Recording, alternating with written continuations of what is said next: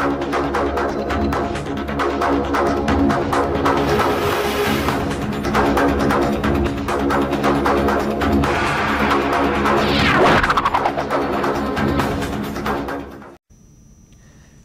Welcome to the fourth estate. నేను దేవులపల్లి అమర్. రాజధానిలో భూకంపం సృష్టించేందుకు చంద్రబాబు సర్కార్ మళ్లీ సిద్ధమవుతున్నది. బలవంతపు భూసేకరణకు త్వరలో నోటిఫికేషన్ జారీ చేస్తామని వ్యవసాయ శాఖ మంత్రి పత్తిపాటి పుల్లారావు ప్రకటనపై రాజధాని రైతులు భగ్గుమంటున్నారు. ప్రభుత్వ నిర్ణయాన్ని కోర్టులో సవాల్ చేసేందుకు రైతులు సిద్ధమవుతున్నారు. రాజధానిలో భూకంపం ఇవాళ మన డిస్కషన్ టాపిక్. ఇందులో పాల్గొనేందుకు మనతో కాంగ్రెస్ నాయకులు సుందరరామ శర్మ గారు స్టూడియోలో, బండారు శ్రీనివాసరావు గారు సీనియర్ పాత్రికేయులు జాయిన్ అవుతారు మనతో చర్చలో.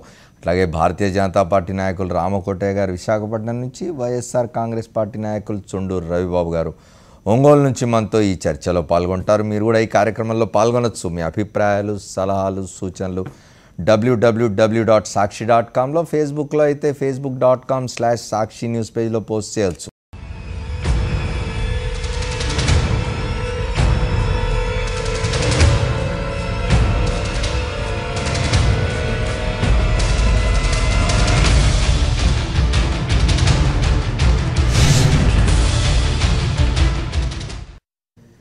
రాజధానిలో రాకాసి పదఘట్టనలు వినిపిస్తున్నాయి.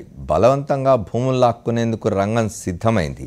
భూసేకరణకు వారంలో నోటిఫికేషన్ జారీ చేస్తామని ప్రభుత్వం ప్రకటించింది. తొలి విడతలో 300 ఎకరాలు సేకరిస్తామన్న ప్రభుత్వం మలి విడతలో మిగతా భూములు తీసుకుంటామని తెలిపింది. అటు ప్రభుత్వ నిర్ణయాన్ని వ్యతిరేకిస్తూ న్యాయ పోరాటానికి కూడా రైతులు సిద్ధమవుతున్నారు.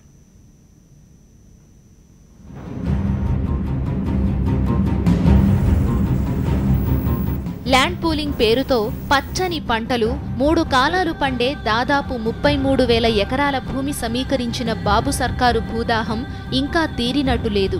రాజధాని గ్రామాల్లోని అసైన్డ్ భూములు లాక్కునేందుకు ఓవైపు ప్రయత్నిస్తున్న ప్రభుత్వం, మరోవైపు భూములివ్వని రైతుల భూములు తీసుకునేందుకు భూసేకరణ చట్టాన్ని ప్రయోగించేందుకు రంగం సిద్ధం చేస్తోంది. తొలి విడతలో దాదాపు 300 ఎకరాలు సేకరించాలని ప్రభుత్వం లక్ష్యంగా పెట్టుకుంది. మలి విడతలో మిగతా భూములు స్వాధీనం చేసుకుంటామని వ్యవసాయ శాఖ మంత్రి పత్తిపాటి పుల్లారావు ప్రకటించారు. మిగిలిన భూమిని మలి విడతలో స్వాధీనం చేసుకుంటామని స్పష్టం చేశారు. భూ సమీకరణ విధానంలో తుళ్లూరు మండలంలో 26,476 ఎకరాలను ప్రభుత్వం రైతుల నుంచి తీసుకుంది.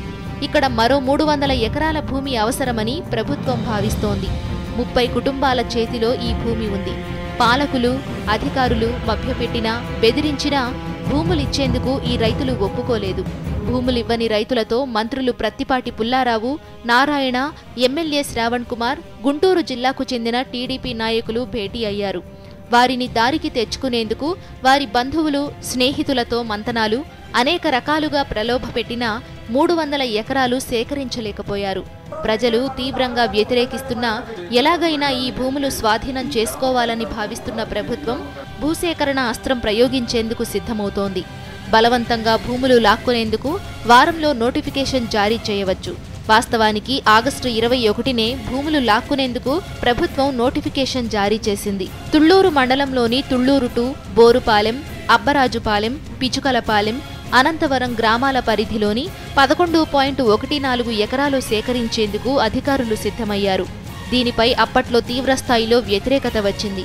ప్రభుత్వం తలపెట్టిన బలవంతపు భూసేకరణకు వ్యతిరేకంగా ఆగస్టు 26న వైఎస్ఆర్సీపీ అధ్యక్షుడు వైఎస్ జగన్మోహన్ రెడ్డి విజయవాడ CRDA కార్యాలయం ఎదుట ధర్నా నిర్వహించారు.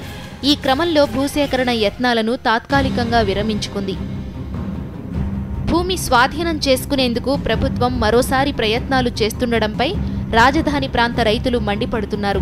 న్యాయ పోరాటం ద్వారా భూసేకరణను అడ్డుకుంటామని రైతులు నిర్ణయించుకున్నారు. బలవంతంగా సేకరిస్తే జాతీయ స్థాయిలో పోరుకు దిగుతామని రైతులు చంద్రబాబు సర్కారును హెచ్చరించారు. ఇప్పటికే రాజధాని గ్రామాల్లో ప్రభుత్వ వ్యతిరేక ఆందోళనలు మొదలయ్యాయి.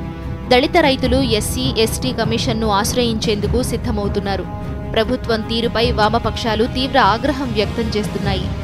ఉండవల్లిలో వామపక్షాలు నిరసన కార్యక్రమాలు చేపట్టాయి.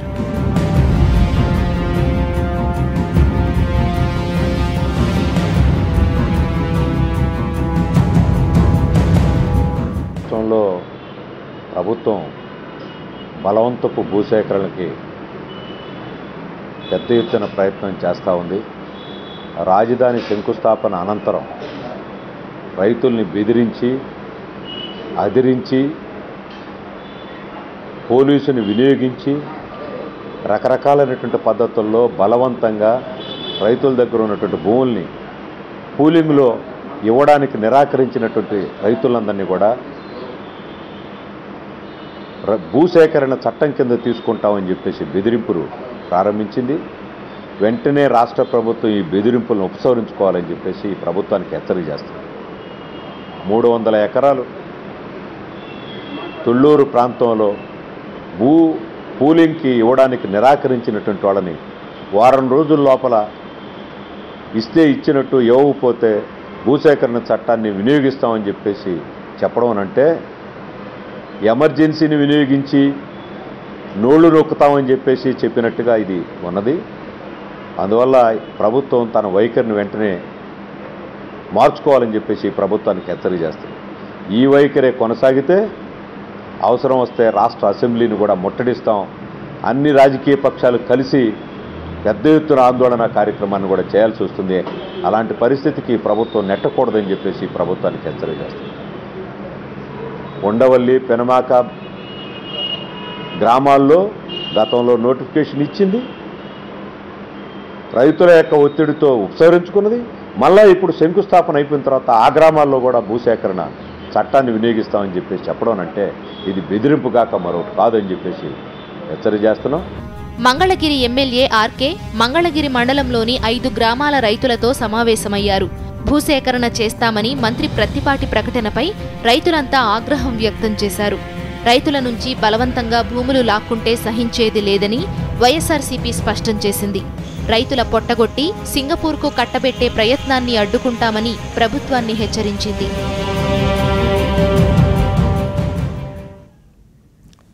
ఇప్పటికే ఆంధ్రప్రదేశ్ రాజధాని నిర్మాణం కోసం 33,000 ఎకరాలు సమీకరించిన ఆంధ్రప్రదేశ్ ప్రభుత్వం మళ్ళీ శంకుస్థాపన అనంతరం మళ్ళీ కొన్ని గ్రామాల్లో కొంత భూమిని సేకరించే ప్రయత్నం చేస్తున్నట్టుగా వార్తలు వస్తున్నాయి. సాక్షాత్తు ఆ రాష్ట్ర మంత్రి పుల్లారావు చెప్పారు, బలవంతంగానైనా భూములు తీసుకుంటాం, భూసేకరణ చట్టాన్ని ఉపయోగిస్తామని చెప్పి. మనతో బండారు శ్రీనివాసరావు గారు కూడా జాయిన్ అయ్యారు, సీనియర్ పాత్రికేయులు. అట్లాగే శర్మ గారు ఉన్నారు, కాంగ్రెస్ నాయకులు. విశాఖపట్నం నుంచి రామకోటయ్య గారు, ఒంగోలు నుంచి వైఎస్ఆర్ కాంగ్రెస్ నాయకులు చుండూరు రవిబాబు గారు మనతో మాట్లాడడానికి సిద్ధంగా ఉన్నారు. చర్చలకు వెళ్లే ముందు ఒక షార్ట్ బ్రేక్ తీసుకుందాం. మన ఆంధ్రప్రదేశ్ రాజధాని కోసం భూముల సేకరణకు సంబంధించి మాట్లాడుకుంటున్నాం. శ్రీనివాసరావు గారు, ఇప్పటికే రాష్ట్ర ప్రభుత్వం 33,000 ఎకరాల భూముల్ని సమీకరించింది, ల్యాండ్ పూలింగ్ పేరుతో. దాంతో ఆ సమీకరించిన భూమితో శంకుస్థాపన కూడా జరిగింది. ఆంధ్రప్రదేశ్ రాజధాని కోసం అమరావతి శంకుస్థాపన కూడా జరిగింది.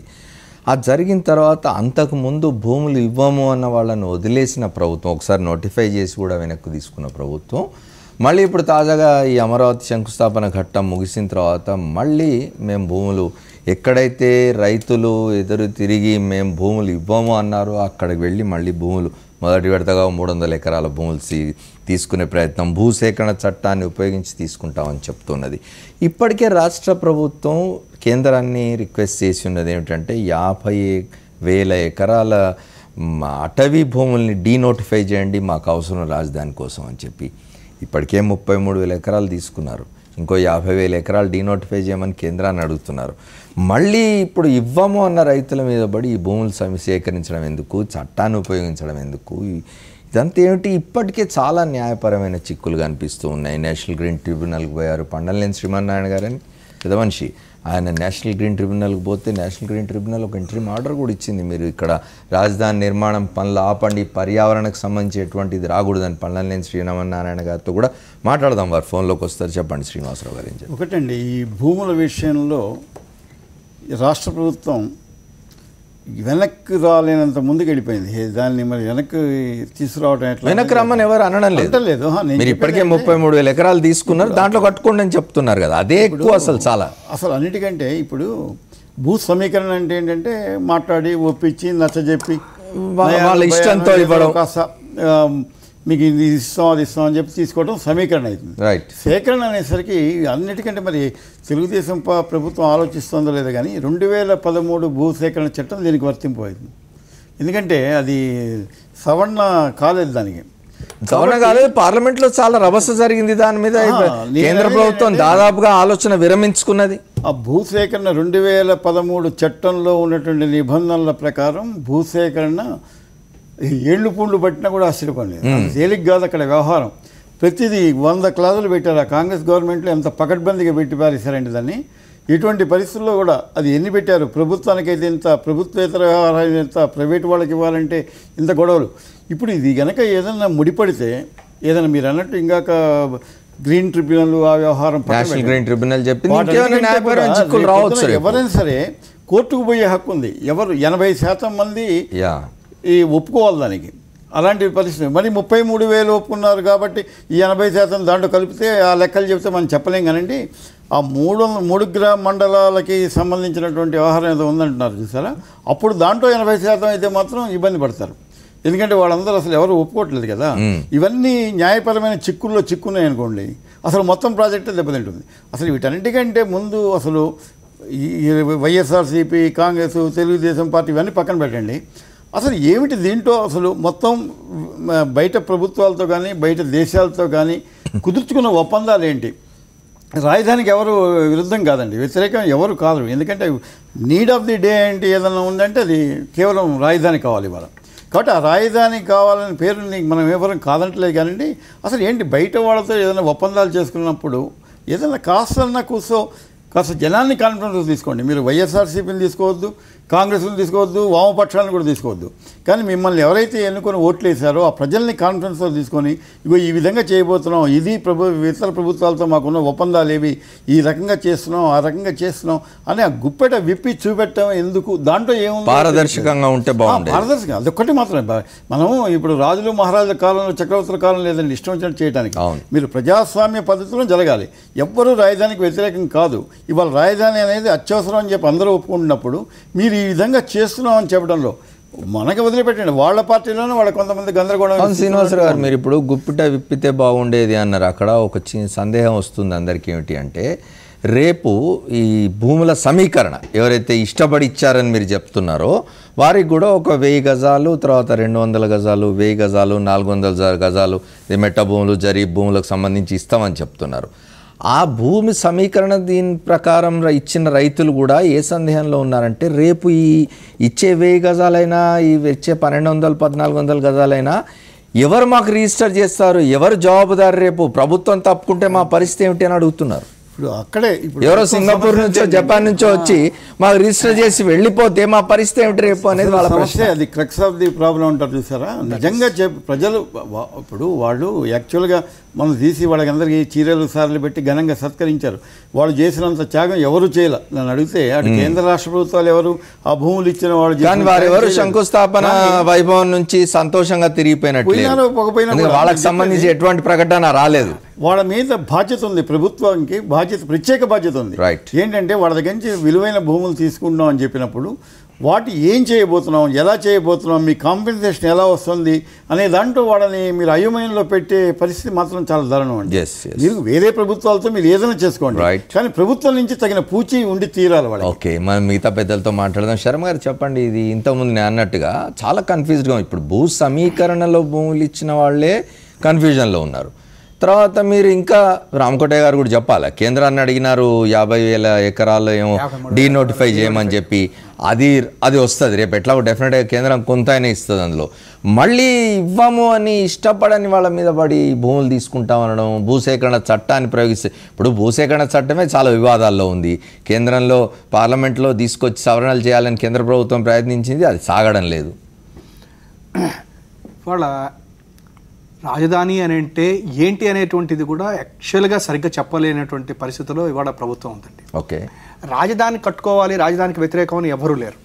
రాజధాని అంటే ఏంటి? ఒక అసెంబ్లీ కావాలి, హైకోర్టు కావాలి, గవర్నర్ బంగ్లా కావాలి, సెక్రటేరియట్ కావాలి, ఇవన్నీ కావాలి. దీన్ని జనరల్గా మనం రాజధాని అని చెప్పనే పిలుస్తాం. అయితే నిన్న అక్కడ ముఖ్యమంత్రి నివాస గృహాలు కానివ్వండి, లేకపోతే IPS, IAS వాళ్ళకి ఇవన్నీ పెడుతుండాలి. అయితే నిన్న మన ముఖ్యమంత్రి గారు చెప్తున్నటువంటి దాంట్లో కూడా ఆయన ఏమన్నాడంటే ఏదో 9 డివిజన్లు 7 డివిజన్ల కింద చేస్తాను, ఇక్కడనే వైద్యానికి సంబంధించి, తర్వాత ఏమన్నా ఇక్కడనే సాఫ్ట్వేర్కి సంబంధించినటువంటి ఒక అడ్మినిస్ట్రేటివ్ క్యాపిటల్ మాత్రమే కాదు 9 రకాల క్యాపిటల్ అవుతుంది అని చెప్పని. అంటే ఏం చేస్తున్నారంటే మళ్ళా ఈయన ఒక రకంగా చెప్పారంటే కాన్సన్ట్రేషన్ మళ్ళా మొత్తం కూడా గుంటూరు మీదే పెడుతున్నట్టుగా కూడా అనిపిస్తాం. దానివల్ల దానికోసమేనేమో బహుశా ఈ 300 ఎకరాలు వీళ్ళ ఇప్పుడు ప్రస్తుతం లాక్కుంటారు, తర్వాత 2159 ఎకరాలు కూడా తీసుకోవడానికి కానివ్వండి, ఉండవల్లి, పెనుమాక, పేతపూడి వీటికి సంబంధించినటువంటివన్నీ. సరే ఇక్కడ ఒకటి జరిగిందండి. యాక్చువల్గా ఈ బేతపూడి అనేటువంటి చోట 20-30 సంవత్సరాల క్రితమే అమరావతి టౌన్షిప్ అని చెప్పని ఆ రోజున VGT వాళ్ళు భూమిని సేకరించడం జరిగిందండి, కొన్ని వందల ఎకరాలు. వాటి యొక్క ప్లాట్లు వేసి ఈ రోజు కూడా అట్లాగే ఉంచారు. అక్కడి రైతులకి ఒక చిన్న ప్లాట్ కూడా ఇవ్వటం జరగలేదు ఈ రోజు కూడాను. తర్వాత ఇప్పటివరకు ఆ భూమిని కూడా దేనికి కూడా సదుపాయం సేల్ చేసో లేకపోతే ప్రజలకు ఇవ్వటం కూడా ఇప్పటివరకు కూడా జరగలేదు. అటువంటి పరిస్థితుల్లో ఇవాళ 33,000 ఎకరాలు ప్లస్ మళ్ళీ ఈ 2,159 ఇవన్నీ తీసుకుని మళ్ళీ ఇవాళ డీనోటిఫై చేయమని 53,000 ఎకరాలని ఫారెస్ట్ దాన్ని తీసుకుని ప్రభుత్వం ఏం చేస్తుంది అనేటువంటిది కూడా అర్థం కావట్లేదు. ఇంకొక ముఖ్య విషయం, 1,00,000 ఎకరాలు టార్గెట్ గా అంతటితో ఆగుతారనేది కూడా మనకు అర్థం కావట్లేదు. అది ఇంకోటి కూడా చెప్తానండి. ఇవాళ రోజున ఇప్పుడు అక్కడ ఉన్నటువంటి రైతులకి 1000 గజాలు రెసిడెన్షియల్ అని 300 గజాలు కమర్షియల్ అని చెప్పడం జరిగింది. ఇప్పుడు ఇంకొక ముఖ్యమైన ఇదేంటంటే ఇవాళ అక్కడే ఉన్నటువంటి చోట్ల కొన్ని చోట్ల కొంతమందికి లేఅవుట్ల కోసం అని చెప్పని వాళ్ళకి ఆల్రెడీ ఇవ్వటం కూడా జరిగింది. వాళ్ళు అన్నిటి విల్లాసు ఇవన్నీ అమ్మటం కూడా స్టార్ట్ చేశారు. ఇప్పుడు మనం టీవీలో అనుమతి పొందినటువంటిది అని చెప్పని కింద స్క్రోలింగులతో చూస్తున్నాం. నేను ఏమడుగుతున్నానంటే రేపు పొద్దున్న ఈ రకంగా కనుక CRDAలో లేనటువంటి కొన్ని గ్రామాలకి మీరు ఈ రకంగా పర్మిషన్స్ ఇవన్నీ ఇచ్చి రేపు పొద్దున్న ఈ భూముల్లో కనుక నిజంగా పెద్ద పెద్ద ఆకాశ హార్మయాలు కనుక మీరు నిర్మించేసేసుకుని అమ్ముకున్నప్పుడు ఈ రైతులకు తీసుకునేటువంటి 1000 గజాలు కానివ్వండి 300 గజాలు కొనేవాళ్ళు ఎవరు? రెండోది, ప్రభుత్వం గనక వీటన్నిటిని కూడా సింగపూర్ వాళ్ళకో లేకపోతే ఇంకొకళ్ళకో గనక 99 ఏళ్లకో గనక లీజు కింద కనుక ఇచ్చేసినట్లయితే రేపొద్దున ఈ రైతుల పరిస్థితి ఏమిటి? అసలు నిజంగా ఇవాళ వీళ్ళందరూ ప్రభుత్వానికి ఇచ్చినప్పుడు ఆ డబ్బంతా వీళ్ళకి ఏమన్నా వీళ్ళు చెప్పినటువంటి వీళ్ళు అన్నది ఏంటంటే ప్రతి ఒక్కళ్ళు కూడా కోటీశ్వరులు అయిపోతారు అని చెప్పనేటువంటిది చంద్రబాబు గారు చెప్పారు. ప్రతి వాళ్ళకి సంపద సృష్టిస్తాను అని చెప్పారు. ప్రైవేట్ వాళ్ళకి ఇస్తే తప్ప సంపద సృష్టి జరగదని కూడా ఆయన మన చెప్పడం కూడా జరిగింది. అంటే నేనేమడుగుతున్నానంటే ప్రభుత్వం అనేటువంటిది పథకాలు ప్రజల కోసం కాదనమాట, వ్యాపారం చేస్తుంది. సరే చేయండి, కొంతవరకు చేస్తున్నాము అన్నంతవరకు కూడా బాగానే ఉంది. కానీ ఇవాళ మీరు సంపద సృష్టిస్తున్నాము అన్నటువంటి మీరు వీళ్ళందరికీ ప్రైవేట్ వాళ్ళకందరికీ మీరు దారాదత్తం చేశాక అక్కడ ఉన్న రైతుల పరిస్థితి ఏమిటి? రెండోది ఇంకొకటి ఉందండి. ఇవాళ ఏవైతే పెనుమాక, ఉండవల్లి, బేతపూడి చోట 133 సంబంధించినటువంటి పంటలు పండుతాయండి. ఈ కంద కానివ్వండి, అరటి కానివ్వండి, పంటలు ఏమంటే మినుములు కానివ్వండి ఇవన్నీ పండుతాయి. ఇవాళ మనం చూస్తున్న కందిపప్పు 200 రూపాయలు అయిపోయింది. ఎక్కడ మామూలు సామాన్య మానవుడు కొనుక్కునేటువంటి పరిస్థితిలో ఉంది. మీరు ఈ రకంగా కనుక పంటలు పండేటువంటి 3 పంటలు పండేటువంటి పొలాలని ఈ రకంగా మీరు చేయటం వలన ఫస్ట్ పర్యావరణానికి ఇబ్బంది కలుగుతుంది. ఇవాళ ప్రధానమంత్రి గారు పర్యావరణం గురించి ఎప్పుడు ఎక్కడో ఆఫ్రికాలో ఎక్కడికో వెళ్తా ఉన్నారు. ఇవాళ ప్రపంచం మొత్తం కూడా పర్యావరణం గురించి ఆలోచిస్తుంటే మీరు ఇవాళ 3 పంటలు పండేటువంటిది కదా తీసేస్తే ఎంత పర్యావరణ సమతుల్యం దెబ్బతింటుందో ఒకసారి ఆలోచించండి. శర్మ గారు నేషనల్ గ్రీన్ ట్రిబ్యునల్ చెప్పింది మనకు సాక్షి.com ఒక ఆయన రాసినారండి. రాజధాని పేరుతో చంద్రబాబు నాయుడు ప్రభుత్వం చేస్తున్న పర్యావరణ విధ్వంసాన్ని, పంట పొలాల వినాశనాన్ని అడ్డుకోవడానికి జాతీయ గ్రీన్ ట్రిబ్యునల్ను ఆశ్రయించి చట్టవిరుద్ధంగా ఎటువంటి అనుమతులు లేకుండా సాగుతున్న రాజధాని పనులను ఆపేయాలని ఆదేశాలు పొంది బెదిరింపులు ఎదుర్కొంటూ ఒంటరి పోరాటం చేస్తున్న పండలనేని శ్రీమన్నారాయణ గారితో సాక్షిలో ఈ 4th ఎస్టేట్ ప్రోగ్రాంలో మాట్లాడించగలరా అని షరీఫ్ ఎస్కే అంటే అని చెప్తున్నారు. సరే, పండలనేని శ్రీమన్నారాయణ గారితో మాట్లాడే ప్రయత్నం చేస్తున్నాం. నేషనల్ గ్రీన్ ట్రిబ్యునల్ని కూడా ఏం ఖాతరు చేసినట్టు లేదు. నేషనల్ గ్రీన్ ట్రిబ్యునల్ ఆర్డర్ ఇవ్వటం అయితే జరిగిందండి. ఏమనంటే ఆ రోజున మన విజయదశమి ఎప్పుడైతే వీళ్ళు శంకుస్థాపన చేశారో దాని ముందు రోజునే ఈ యొక్క డెసిషన్ వచ్చింది. అయితే అప్పుడే మనకు పేపర్లలో వాటిలో చూస్తే ఆరేవాళ్ళే పర్యావరణ అనుమతులు మాకు వచ్చినాయి అనేటువంటిది మీరు పేపర్లలో చాలా చోట్ల కూడా వచ్చేసింది. అయితే కొంతమంది అంటాం ఏంటంటే ఆల్రెడీ మన ట్రిబ్యునల్లో కూడా వీళ్ళు పర్యావరణ అనుమతులు మాకు వచ్చినాయి అని చెప్పని కొంత ఫైల్ చేశారు, అఫిడవిట్ ఫైల్ చేశారు అన్నటువంటిది ఉంది. అది ఎవరి దగ్గర ఉంది, అసలు ఏమి ఉన్నాయి అనేటువంటిది కూడా ఇప్పటి వరకు ఇంకా మనకి తెలియదు. అయితే ఇక్కడ ఒకటే ఏంటంటే సార్, ఈ ఉండవల్లిలోను కానీ పెనుమాక, బేతపూడి ఈ ఉండవల్లిలో కనుక తీసుకుంటే మన చంద్రబాబు గారు చెప్తున్నటువంటి సంపద సృష్టి అక్కడ అక్కర్లేదండి. ఎందుకంటే విజయవాడకి అది వాకబుల్ డిస్టెన్స్. ఇప్పుడే ఎకరం 5 కోట్లు 6 కోట్లు ఉందండి. ఇప్పుడు వాళ్ళని మీరు కోటీశ్వరం చేయగలరు, వాళ్ళు ఆల్రెడీ కోటీశ్వరం. కాబట్టి ఈ సంపద సృష్టిస్తాను అని చెప్పని, ఈ సంపద వృద్ధి కోసం అని చెప్పనని ఈ కమర్షియలైజేషన్ చేయటం వలన ఫస్ట్ ఆహార భద్రత దెబ్బతింటుంది, పర్యావరణం దెబ్బతింటుంది. మళ్ళీ వస్తాను మీ దగ్గరికి ఇంకో రౌండ్. నేను ఇప్పుడు ఒకసారి వైఎస్ఆర్ కాంగ్రెస్ పార్టీ నాయకులున్నారు మనతో, వారితో మాట్లాడదాం. వారితో మాట్లాడిన తర్వాత రామకోటయ్య గారితో మాట్లాడదాం. రవిబాబు గారు చెప్పండి, ఏం ఆశించి ఏ సంపద సృష్టి కోసం ఇది అంత జరుగుతుంది అనిపిస్తున్నది మీకు? సార్ నమస్కారం అమర్ గారు. నమస్తే, చెప్పండి. ఈరోజు చంద్రబాబు నాయుడు గారి భూదాహం, ఆయన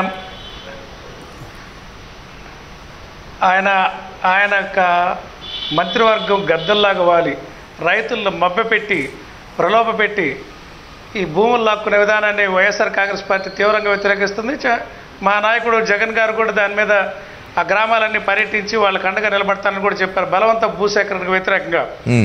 సార్ వాళ్ళకి రైతాంగాన్ని మోసం చేయడానికి రైతులు త్యాగం అని చెప్పి ఒక అందమైన ముసుగు గప్పి వాళ్ళని మోసం చేస్తున్నారు.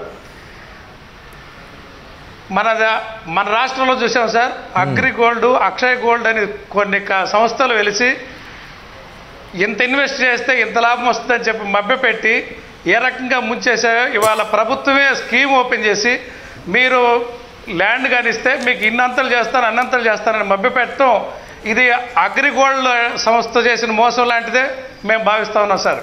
ఓకే, నిజంగా మీరు పట్టణాన్ని అభివృద్ధి చేయదలుచుకుంటే, రాజధానిని కట్టదలుచుకుంటే మాస్టర్ ప్లాన్ తయారు చేసి వదిలేయండి. రైతుల అవసరాలు ఏమన్నా ఉంటే వాళ్ళు అమ్ముకుంటారు, వ్యాపారస్తులు కావాల్సింటే కొనుక్కుంటారు. అదే కదా పార్లమెంట్ మొత్తం చర్చించి తీసుకున్న నిర్ణయం. దాన్ని కాదని మీరు ఎందుకు మోసం చేయబోతున్నారు వాళ్ళ రైతాంగాన్ని? మీరు పరిపాలన మొత్తం గాలికి వదిలేసి రాజధానిలో కూర్చొని మొత్తం యావత్తు తెలుగుదేశం పార్టీ నాయకులందరూ కూడా గద్దల్లా వాలి, తెలుగుదేశం పార్టీ నాయకులు కార్యకర్తలు సైతం అక్కడ రైతాంగాన్ని మోసం చేయటం, మభ్యపెట్టడం, బెదిరించటం ఏంటండి ఇది? ఆఖరిగా దళిత రైతులను కూడా వదలకుండా బినామీ వాళ్ళు ఎవరైతే అసైన్మెంట్ అనుభవిస్తున్నారో వాళ్ళని కూడా బెదిరించి భూములు తీసుకొని ఎస్సీసీని కూడా చూడకుండా ఈ రకంగా దౌర్జన్యం చేయడం తప్పు. చంద్రబాబు నాయుడు గారు నేను చివరి రక్త బొట్టు వరకు పేదలకు అండగా ఉంటాను, పేదరికాన్ని పారదోలుతానని చెప్పే మనిషికి పేదలంటే అంత అలసెందుకు సార్? వాళ్ళని అండగా ఉండాలా, వాళ్ళని అన్యాయం చేయొద్దు. ఇష్టంగా ఇచ్చిన రైతాంగం దగ్గర భూములు తీసుకొని రాజధాని కట్టండి. తుళ్ళూరు ప్రాంతంలో ఎవరైతే ఇచ్చారో వాళ్ళ దగ్గర కట్టండి. కరకట్టల మీద ఉన్న వాళ్ళని, లంక గ్రామాల్లో ఉన్న వాళ్ళని ఖాళీ చేపించి వాళ్ళ భూములు తీసుకోవడానికి మీకు హక్కు ఎక్కడదండి? ఓకే, అమర్ గారు, ఈ రివర్ కన్జర్వేషన్ యాక్ట్ అని ఒకటి ఉంది సార్, 1853లో మద్రాస్ ప్రెసిడెన్సీలో రిజర్వ్ కన్జర్వేషన్ యాక్ట్ అని ఒకటి తయారు చేశారు. మినిస్టర్ ఆఫ్ ఎన్విరాన్మెంట్లో ఉంది. చెప్పండి. నదీ పరివాహక ప్రాంతాల్లో సర్టన్ లెవెల్ కంటే ఎత్తుగా ఉండే మొక్కలేవి వేయకూడదు సార్. ప్రవాహానికి అడ్డుకునే విధంగా పంటలు ఉండకూడదు, మొక్కలు ఉండకూడదు, కట్టడాలు ఉండకూడదు. ఆ గ్రామాలు కూడా నువ్వు ఆక్రమించుకొని ఆ గ్రామాల్లో కూడా నిర్మాణాలు చేపట్టాలని అనుకోవటం దారుణం సార్. ఇది చట్టాలకు విరుద్ధం. ఇది నువ్వు బయట ఉంటే ఒక రకంగా, నువ్వు ప్రభుత్వంలో ఉంటే ఒక రకంగా ఎట్లా మాట్లాడతారండి? ప్రకాశం జిల్లాలో వాన్పిక్ అని పెట్టారు, ఇత్తనం వేస్తే మొక్క మొలవదు, ఆఖరికి చిల్ల చెట్లు కూడా మొలవని ప్రాంతంలో నువ్వు రైతుల దగ్గర అన్యాయంగా బిక్కున్నారు, సజ్జలు చేస్తున్నారు అని చెప్పి వచ్చి అపోజిషన్లో ఉన్నప్పుడు తిరిగిన నాయకుడు నువ్వు ఇవాళ 3 పంటలు పండించుకునే రైతాంగాన్ని నోటికాడ భూములు లాక్కోవడం అన్యాయం. ఇది అసంబద్ధం. నువ్వు వ్యాపారం కోసం ఇంత దారుణానికి దిగజారటం మాత్రం తీవ్రంగా ఖండించే విషయం అండి. దీన్ని వైఎస్ఆర్ పార్టీ పూర్తిగా వ్యతిరేకిస్తుంది. ఓకే, థ్యాంక్ యూ అండి. మళ్ళీ వస్తాను మీ దగ్గరికి. ఒకసారి నేను రామకోటయ్య గారితో మాట్లాడాలి. ఆ రాజధానిని సింగపూర్ చేయడం కోసం ఇంకా ఎన్ని ఎకరాలు కావాలి అని కసిరెడ్డి అని ఆయన ప్రశ్నిస్తున్నారు. రామకోటయ్య గారు ఒకటి చెప్పండి. ఇవన్నీ వింటూ ఉంటాం, ఇది చాలాసార్లు డిస్కస్ చేసినాం మనం దీని మీద. ఇవన్నీ వింటూ ఉంటే న్యాయపరమైన చిక్కులు చాలా రాబోతున్నాయి అనేది అర్థమవుతున్నది. మొన్న శంకుస్థాపన కార్యక్రమానికి హైకోర్టు ప్రధాన న్యాయమూర్తి హాజరయ్యారు, సుప్రీంకోర్టు న్యాయమూర్తి ఒక ఆయన హాజరయ్యారు. ఇవన్నీ రేపు న్యాయపరమైన చిక్కులు వచ్చినప్పుడు ఎట్లా ఎదుర్కొంటారు? మీరేమంటారు దీనికి? భారతీయ జనతా పార్టీ ఏమంటుంది? ఇప్పటికే 33,000 ఎకరాలు తీసుకున్నారు, సమీకరించారు. 50,000 ఎకరాల పైగా డీనోటిఫై చేయమని కేంద్రాన్ని అడుగుతున్నారు. మళ్ళీ గ్రామాల మీద పడి భూసేకరణ చట్టాన్ని ప్రయోగిస్తాం, ఇంకా భూములు కావాలి అంటే. ఇంతకుముందు వారు చెప్తున్నారు వైఎస్ఆర్ కాంగ్రెస్ నాయకులు రివర్ కన్జర్వేషన్ యాక్ట్ గురించి. ఇవన్నీ రేపు తప్పనిసరిగా న్యాయపరమైన చిక్కులైతే వస్తాయి కదా. గ్రీన్ కన్జర్వేషన్ అలాగే ల్యాండ్ పూలింగ్ యాక్టు వీటికి సంబంధించిన విషయాల్లో క్లారిటీగా ఉండాల్సిన అవసరం అయితే గవర్నమెంట్ మీద ఉంది. కాకపోతే ఒకే ఒక విషయంలో చంద్రబాబు నాయుడు గారు చేస్తున్నటువంటి విషయాన్ని మనం క్లియర్గా ఆలోచించాల్సిన విషయం ఉంది. ఏంటంటే 300 ఎకరాలు తీసుకునేది ఏంటంటే అది రోడ్స్ కోసం కానీ దానికి సంబంధించింది. ఒక గ్రామంలో 11.44 ఎకరాలు తీసుకున్నాడు అంటున్నారు. ఇప్పుడు ఈ గ్రామాల్లో ఏవైతే తీసుకున్నారో రోడ్ల కోసం కానీ అభివృద్ధి కోసం కానీ తీసుకునే వాటిని ప్రజలు కూడా సహకరించాల్సిన అవసరం ఉంది. అందువల్ల వాటిని వారు ఆ విధంగా మాట్లాడటం జరుగుతుంది. నేను చాలా నోటిఫికేషన్స్ కూడా అబ్జర్వ్ చేసిన వాటిలో నాకు తెలిసింది ఏంటంటే ఈ భూములు మాకు అభివృద్ధి కోసం కావాలి, వీటికి సంబంధించినటువంటి మీకు మళ్ళీ మేము వీటికి మీకు ఏ గ్రామంలో తీసుకున్న వాటికి ఆ గ్రామంలో మీకు భూములు 1200 గజాలు మేము ఇస్తామని చెప్పి చెబుతున్నారు. 200 కమర్షియల్ ప్రాంతం ఎక్కడ ఇస్తారో చెప్పట్లేదు, కానీ 1000 మాత్రం మీకు దగ్గరలో నోటిఫై చేసిన ఏరియాలో ఇస్తామని చెప్పి చెబుతుంది.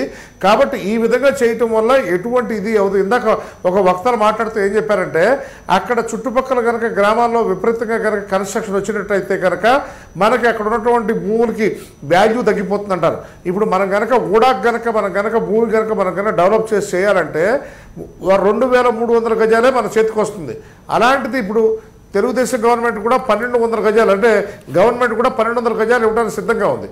కాబట్టి ఈ సందర్భంలో మనం ఆలోచించాల్సిన విషయం ఏంటంటే గవర్నమెంట్కి అవసరమైన ప్రజలు కూడా సహకరించాల్సిన అవసరం ఉంది. కాకపోతే ఏంటంటే వాళ్ళని బలవంతం చేయొద్దు. ఎందుకంటే గ్రీన్ ట్రిబ్యునల్ చెప్పినట్టు విధంగా కూడా మొక్క పెంచాలంటే కంపల్సరీ ఇంకొక 2 మొక్కలు పెంచాల్సిన అవసరం తప్పకుండా ఉంది గవర్నమెంట్ మీద. ఇవన్నీ పరిగణలో తీసుకోకుండా చూస్తున్నారు. రేపు పొద్దున మొన్న ప్రకాష్ జావదేకర్ గారు చాలా చెప్పారు, ఏదైతే అటవీ భూములు ఉన్నాయో CRZలో కూర్చున్నాయో ఏవైతే ప్రాబ్లం ఉందో వాటన్నింటినీ మేము క్లియర్ చేస్తాం, రాజధాని అభివృద్ధి కోసం మేమంతా మీకు సహాయం చేస్తామని చెప్పి భారతీయ జనతా పార్టీ తెలుగుదేశం పార్టీకి చెప్పడం జరిగింది. తెలుగుదేశం పార్టీ అంటే ఆంధ్రప్రదేశ్ గవర్నమెంట్కి, విడిపోయిన ఆంధ్రప్రదేశ్ గవర్నమెంట్ సహకరించడానికి భారతీయ జనతా పార్టీ సంసిద్ధత వ్యక్తం చేస్తుంది. ఓకే సార్, మళ్ళీ మనం శర్మ గారితో ఇతర పెద్దలతో మాట్లాడదాం. ఇంకో షార్ట్ బ్రేక్ తీసుకొని వస్తాం.